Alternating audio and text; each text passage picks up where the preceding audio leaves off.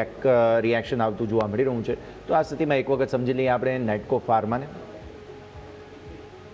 ઝડપથી I think આપણે Deepavali peak હતી નેટકો ફાર્મા અને ઘણી સ્ટ્રોંગ કંપની છે અને બેઝિકલી એવું લાગી રહ્યું છે કે અહીંયા મીન્સ કે જ્યારે ત્યારે કંઈ પણ નેગેટિવ ન્યૂઝ આવે છે અને ત્યારબાદ મીન્સ કે એક જ કેન્ડલમાં બધી નેગેટિવિટી દૂર થાય છે.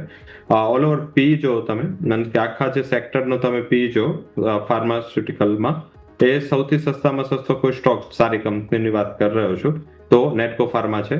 વેલ્યુએશન્સની અને જો ચર્ચા કરીએ તો જે મીન્સ કે 6.90 પી પર કંપની ચાલે છે, જે સેક્ટરની એવરેજ 35-40 છે.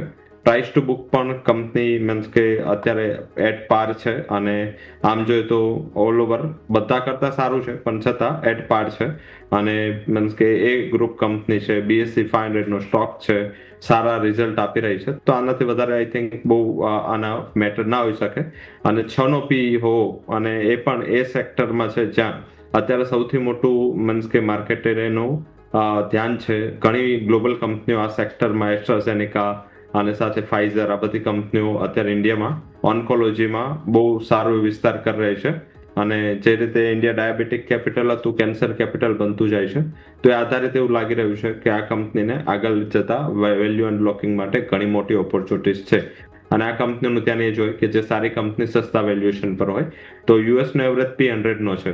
એની સામે જો એને 6 પી પર સારી કંપની દેખાય છે તો આગળ જતા આ પણ ચાન્સીસ બની શકે. તો એ આધારિત મારા હિસાબે ખરીદી કરો. 1 વર્ષનો ટાર્ગેટ આઈ થિંક જે આપણે ત્યારે પણ આપ્યો હતો ઓલમોસ્ટ અચીવ થઈને પાછું નીચે આવ્યું હતું. ફરીથી મારા હિસાબે 1040 નો પહેલો ટાર્ગેટ રહેશે અને જો 2 વર્ષ 1.5 વર્ષ સુધી ચાલવી રાખો તો 1600 આ સ્ટોક આરામથી આવી શકે છે. ઓકે, તો નેટકોની વાત આપણે કરી અહીંયાથી ખાસ સારું રિએક્શન જોવા મળ્યું છે.